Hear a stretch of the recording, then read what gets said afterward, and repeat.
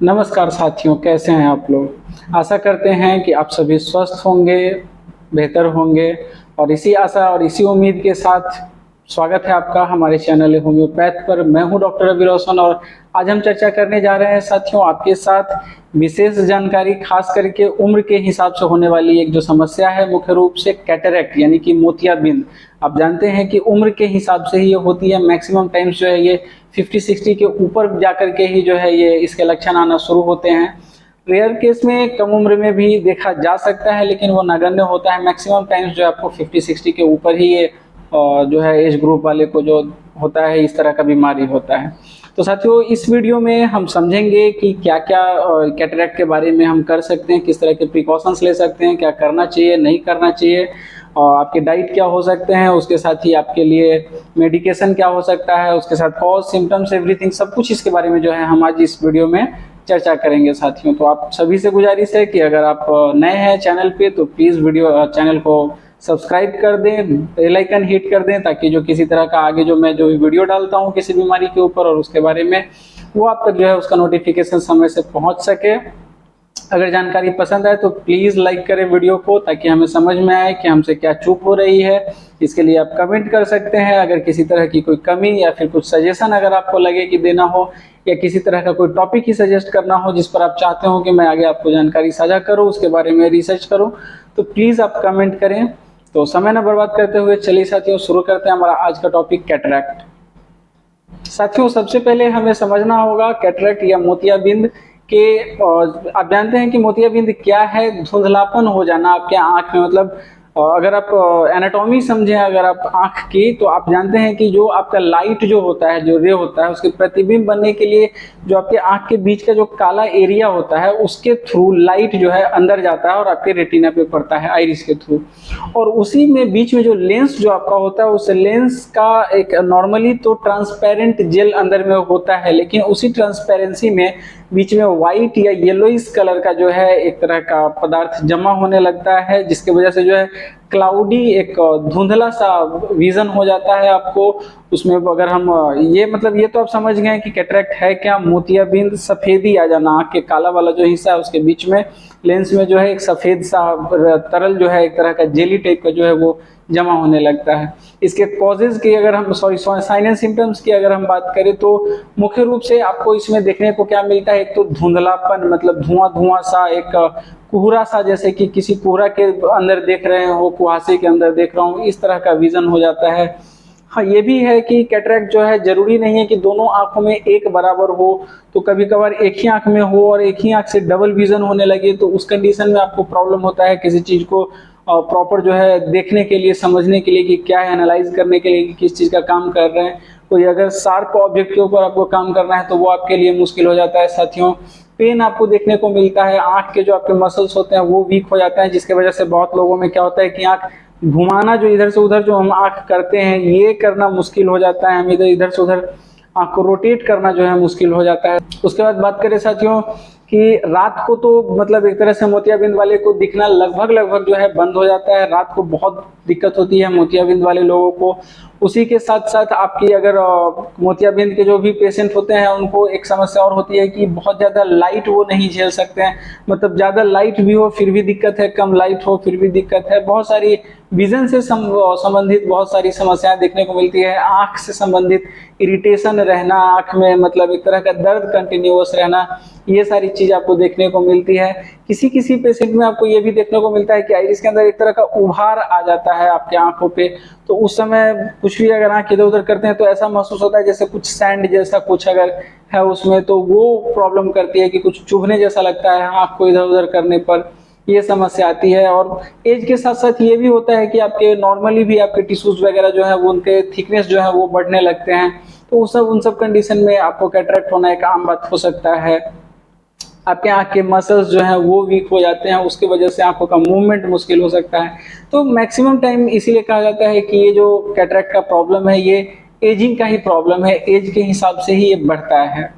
उसके बाद बात करें साथियों इसके कॉजेज की कि क्या क्या कारण हो सकते हैं आपके कैटरेक्ट के लिए। तो मुख्य रूप से तो सबसे पहला कारण तो एज है कि आपके एज जैसे जैसे बढ़ते हैं वैसे वैसे आप जो है कैटरेक्ट के शिकार होने की समस्या मतलब चांसेस जो है आपकी बढ़ने लगती है। उम्र के हिसाब से कैटरेक्ट बहुत लोगों में हो जाता है। उसके बाद दूसरे फैक्टर की बात करें तो जेनेटिक्स एक बहुत बड़ा फैक्टर हो सकता है। मतलब कि अगर आपके पूर्वज में जैसे माता पिता दादी दादा वगैरह में अगर ये कंडीशन रहा है कैटरेक्ट वगैरह का, तो मोस्ट प्रोबेबली आप थोड़ा से प्रोन हो जाते हैं थोड़े से कि आपको भी ये ज़्यादा मतलब ज़्यादा चांसेस होते हैं आपको कैटरेक्ट होने के। उसके बाद साथियों अगर हम बाकी कारणों की बात करें, कॉजेज़ की बात करें, तो बहुत ज़्यादा यूवी रे के साथ जो है एक्सपोज़र होना, मतलब बहुत ज़्यादा सनलाइट में अगर आप कंटिन्यू रहते हैं, या फिर ऑक्यूपेशनल हैज़ार्ड भी जो होता है, मतलब किसी फैक्ट्री मिल वगैरह में बहुत ज़्यादा टेम्परेचर में जो कुछ लोग काम करते हैं, तो उनमें बहुत ज़्यादा चांसेस होते हैं इस तरह के होने के लिए, इस तरह की बीमारी के लिए, जो ऑक्यूपेशनल हैज़ार्ड जिनको कहते हैं। तो बहुत ज़्यादा टेम्परेचर में कंटिन्यूअस जिनको काम करने का रहता है, जिनके लाइफ में ये कंटिन्यूअस रहा हो कि उन्होंने बहुत लंबे समय तक गर्मी में बहुत ज़्यादा एक्सेसिव टेम्परेचर में काम किया है, तो उनमें भी ये होने की चांसेस जो हैं बहुत ज़्यादा हो जाती हैं। उसके बाद आपने देखा होगा जो कुछ लोग होते हैं ऑक्यूपेशनल हैजर्ड में ही आने का केस है, जो वेल्डिंग जो करते हैं, वेल्डर्स जो होते हैं, तो बहुत बार क्या होता है कि वेल्डर्स या फिर जो कम स्किल्ड होते हैं, मतलब जिनको पूरा अंदाजा नहीं होता है कि काम किस तरीका से करना है नहीं करना है, थोड़ा सा लापरवाह किस्म के जो होते हैं, तो उनमें भी होता है कि उन काम करने वक्त जो एक प्रोटेक्शन होता है, जैसे कि बहुत डार्क जो एक ग्लास वो यूज करते हैं वेल्डर्स लोग, तो उसके बिना ज़्यादा समय तक अगर काम कर ले तो उनमें भी ये कैटरेक्ट होने की चांसेस जो हैं बहुत ज़्यादा बढ़ जाती हैं। फिर बात करें कुछ मेडिकेशन है, जैसे बहुत सारी मेडिसिन्स हैं जिनकी वजह से आपको कैटरेक्ट हो सकता है, जैसे कि आपके कुछ ओरल कॉन्ट्रासेप्टिव्स हो जाते हैं, ये भी एक बहुत बड़ा रीज़न हो सकता है ओरल कॉन्ट्रासेप्टिव आपके कैटरेक्ट होने के लिए। उसके बाद आपका टेट्रासाइक्लिन हो गया, उसके बाद आपका कोर्टिकोस्टेरॉइड हो गया, ट्रैंक्विलाइजर्स हो जाते हैं, फिर फेनोथियाजीन्स हो जाते हैं। तो इन सब तरह के कुछ सर्टेन मेडिसिन्स हैं जिनकी वजह से आपको जो है कैटरेक्ट आप में हो सकता है कि इसके साइड इफेक्ट के रूप में जो है भविष्य में आपको कैटरेक्ट की समस्या देखनी पड़े। उसके बाद आपको अगर अलग बात करें तो इलेक्ट्रिक शॉक से अगर आप गुजरे हैं, मतलब कभी अगर आपको बहुत तेज इलेक्ट्रिक झटका अगर आपको लगा है, तो उस कंडीशन में भी आप प्रोन हो जाते हैं कैटरेक्ट के प्रति। अगर किसी तरह का इंजरी आपकी आंखों को पहुंचा है तो उस कंडीशन में, उसके बाद कुछ डिजीजेस भी आपके कारण हो सकते हैं, जैसे कि डायबिटीज एक बहुत मुख्य कारण हो सकता है। अगर लंबे समय तक डायबिटिक हैं आप, तो उसके वजह से भी आपको कैटरेक्ट होने का चांस जो है उसकी वजह से बढ़ जाते हैं। उसके बाद ओबीज अगर आप हैं, बहुत ज़्यादा मोटे हैं, आपने बहुत ज़्यादा अगर फैट जमा कर लिया है, बॉडी वेट जमा कर लिया है, तो उस कंडीशन में भी आपको कैटरेक्ट हो सकता है। उसके बाद हाई ब्लड प्रेशर रहने वाले लोगों में, या फिर जिनको आई इंजरी हुआ हो, उसके बाद आई का किसी तरह का इन्फ्लेमेशन हुआ हो या आई सर्जरी हुआ हो, तो उन सब तरह के लोगों में भी आपके कैटरेक्ट होने की समस्या जो है बहुत हद तक ज़्यादा होती है। अगर बात करें साथियों प्रिवेंशन की कि हम क्या करें कि हमारा कैटरेक्ट, या तो हमें कैटरेक्ट लाइफ में हो ही ना, या फिर अगर किसी तरह का कोई स्टार्टिंग सिम्टम अगर हमें दिख रहा है, तो उसके लिए हम ऐसा क्या करें कि ये बीमारी जो है हमारा बहुत ज़्यादा डिले हो जाए, या फिर ये बढ़े ही ना, या फिर ये रिवर्स हो सके। क्योंकि बहुत इनिशियल स्टेज में जो है आपके डाइट से भी आपका जो है, और आपके और डेली बिहेवियर जो आपका डेली रूटीन है उसमें कुछ चेंजेस करके भी जो है आप अपने कैटरेक्ट को काफ़ी लंबे समय के लिए डिले कर सकते हैं। तो सबसे पहली चीज़ तो आपको ध्यान रखना है प्रिवेंशन के रूप में कि किसी भी बीमारी को अपने अंदर पैदा नहीं होने देना है। 3 मुख्य रूप से बीमारी है, डायबिटीज़, और दूसरे नंबर पे आपकी आ जाती है ये आपका हाई ब्लड प्रेशर, और तीसरे नंबर पे आपका आ जाता है ओबेसिटी। तो इन 3 जो बीमारियों से अगर आप बच लेते हैं तो फिर आपको समझिए कि कैटरेक्ट होने की संभावना जो है नगण्य हो जाती है, ना के बराबर हो जाती है। और ये तीनों ही जो कंडीशन है, इस तीनों के साथ साथ कैटरेक्ट का भी कंडीशन जो है उसको आप सबसे बेहतर अगर आप रिवर्स कर सकते हैं या बच सकते हैं इसके होने के लिए, इससे अगर आप बचना चाहते हैं तो एक्सरसाइज और आपका फिजिकल फिटनेस पे, फिजिकल वर्कआउट के द्वारा जो है ध्यान देना बहुत ज़्यादा जरूरी होता है। उसके बाद बात करें साथियों तो कुछ फूड्स में अगर हम डाइट में आ जाएं तो विटामिन सी और विटामिन ई जो होते हैं रिच फूड आपको खाना चाहिए। मतलब ऐसे भोजन जिसमें विटामिन सी और विटामिन ई काफ़ी मात्रा में, प्रचुर मात्रा में अवेलेबल हो, जैसे कि पत्तेदार सब्जियां होती हैं वो आपको खाना चाहिए। अलग अलग कलर्स के पत्तेदार सब्जियां जो भी आपको मिलता है वो खाना चाहिए। फिर हम बात करें आलू खा सकते हैं, दूध आपको प्रॉपर लेना चाहिए, मक्खन आपको प्रॉपर लेना चाहिए। उसके बाद कॉर्न आप ले सकते हैं, कॉर्न मतलब मक्का जिसे हम कहते हैं। उसके बाद टमाटर हो गया, आपके संतरा हो गया, पपीता हो गया, आपके ड्राई फ्रूट्स हो गए। ड्राई फ्रूट्स आप टाइम टू टाइम एक बहुत और लिमिटेड मात्रा में, मतलब बहुत कम मात्रा में, हल्का सा एक रूटीन के हिसाब से अगर आप ड्राई फ्रूट रखते हैं अपने पास और कंज्यूम करते हैं डेली बेसिस पे, तो ये आपको बहुत हद तक आपके चांसेस को घटा देता है कि आपको कैटरेक्ट होगा। उसके बाद एक चीज़ है कि अगर आपका बहुत ज़्यादा धूप में आना जाना होता है, इधर उधर करना होता है, तो आपको चाहिए कि सनग्लासेस का प्रॉपर यूज़ करें। सनग्लासेस याद रखें साथियों कि सिर्फ मतलब फैशन के लिए नहीं होता है, सनग्लासेस के अपने यूज़ हैं। सनग्लासेस जो नाम है वो इसीलिए है कि आपके आंखों को जो बहुत ज़्यादा यूवी रे है उसको ना झेलना पड़े और आपकी आंखें जो है स्वस्थ रहें, तो उसके लिए सनग्लासेस का प्रॉपर यूज़ करना चाहिए। और हमारे जैसे हमारे देश में बहुत सारे एरियाज़ में, और जबकि मतलब अगर बहुत ज़्यादा रूरल एरिया में अगर हम चले जाते हैं तो आपको अभी भी देखने को मिलता है, मतलब बहुत ज़्यादा अगर हम इंटीरियर विलेजेस वगैरह में जाते हैं, बहुत गांव वगैरह में अगर हम जाते हैं, तो बहुत लोगों को आज भी क्या है कि चश्मा पहनने में, सनग्लासेस लगाने में जो है शर्म सी आती है कि कोई कहेगा कि मतलब फैशन कर रहा है बंदा। तो ऐसा नहीं है साथियों, जो भी मेरा वीडियो देख रहे हैं उनसे मैं कहना चाहूँगा कि वो ज़माना अब गया, आप बिल्कुल सनग्लासेस का प्रॉपर उपयोग करें। सनग्लासेस बहुत उपयोग की चीज़ें हैं और इसका उपयोग समय से रहना जरूरी है। आप धूप को डायरेक्टली जो देखते हैं, अगर आप यूवी रे, तो वो आपको नुकसान कर सकता है, तो सनग्लासेस का प्रॉपर यूज़ करें। उसके बाद साथियों बात करते हैं कुछ मेडिसिन्स की कि क्या क्या होम्योपैथ में मेडिसिन्स हो सकती है। तो साथियों ज़्यादा मेडिसिन्स के बारे में मैं चर्चा तो नहीं करूंगा क्योंकि वीडियो हो जाएगा बहुत लंबा, लेकिन नाम मैं जरूर आपको कुछ मेडिसिन्स की बतला देता हूं और जो सबसे टॉप मेडिसिन है उसके बारे में मैं चर्चा भी करूंगा। तो सबसे पहले हम नाम जान लेते हैं साथियों। तो मुख्य रूप से अगर हम मेडिसिन की बात करें तो एक तो आपका कैलकेरिया कार्ब बहुत इंपॉर्टेंट मेडिसिन हो जाता है आपके कैटरेक्ट के लिए। उसके बाद कैलकेरिया फ्लोर आपका एक बहुत इंपॉर्टेंट मेडिसिन हो जाता है कैटरेक्ट के लिए। आपका नेट्रम म्यूर एक इंपॉर्टेंट है। उसके बाद कास्टिकम बहुत ज़्यादा इंपॉर्टेंट हो जाता है, कास्टिकम मेडिसिन बहुत ज़्यादा इंपॉर्टेंट है। उसका साइलेसिया एक इंपॉर्टेंट मेडिसिन है आपका।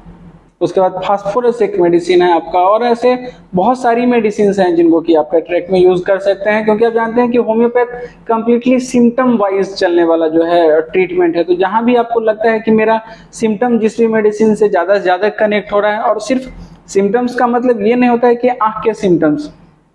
भले ही आपको इलाज कैटरेक्ट का करना है, लेकिन होम्योपैथ का मतलब टोटलिटी ऑफ सिम्टम्स, मतलब मैक्सिमम सिम्टम्स जो है आपको किस दवा की ओर इशारा कर रहे हैं और वो दवा ही आपके लिए जो है बेस्ट है। होम्योपैथ में 8,8600 से ऊपर दवा है और उसमें से कोई भी मेडिसिन आपके लिए सूटेबल हो सकती है, लेकिन जो कैटरेक्ट के ज्यादातर सिम्टम्स होते हैं उन सिम्टम्स के आधार पर ये 6 मेडिसिन मैंने आपको बतलाई हैं, जो बहुत ज़्यादा चांसेस होते हैं इनके उपयोग से काफ़ी हद तक कैटरेक्ट के जो है प्रॉब्लम सॉल्व हो जाते हैं। मतलब अगर हमें सबसे पहले कुछ मेडिसिन का नाम ध्यान में लाना हो तो इन 6 को सबसे पहले हम कंसीडर करके चलेंगे। अगर इनमें किसी सिम्टम्स से अगर हम सेटिस्फाई नहीं हो रहे हैं इनके सिम्टम्स से, अगर हमें लग रहा है कि नहीं मेरे जो सिम्टम्स हैं कंप्लीट सिम्टम्स जो है वो इनमें से किसी से मैच नहीं हो रहे, किसी और मेडिसिन से मैच हो रहे हैं, तो हम उस मेडिसिन की तरफ बिल्कुल जा सकते हैं। तो साथियों सबसे पहले नंबर पे तो मैं चर्चा करना चाहूँगा आपसे कैलकेरिया कार्ब के बारे में। अब कैलकेरिया कार्ब के बारे में पहले भी मैंने और भी वीडियोस में और कैलकेरिया कार्ब पर जो अलग वीडियो बनाया उसमें भी मैंने बहुत सारी जगह पे आपसे चर्चा किया है कि मुख्य रूप से अगर हम कैरेक्टरिस्टिक्स की बात करें कैलकेरिया कार्ब की, तो ओबेसिटी तो आपको देखने को मिलता है, ओबीज होता है बहुत ज़्यादा जो भी पेशेंट होता है कैलकेरिया कार्ब का। फैटीग आपको देखने को मिलता है, थकान, डिजीनेस, एक तरह का लेजीनेस सा लेथार्जिक पेशेंट होता है, कुछ भी करना हिलना डुलना मोशन उसके लिए मुश्किल होता है। उसके बाद कैटरेक्ट से अगर हम मिलता जुलता सिम्टम्स की बात करें तो कैलकेरिया कार्ब का पेशेंट अगर आपको आता है, मतलब कैटरेक्ट का पेशेंट कोई भी या फिर आप ही, और आपको अगर लगता है कि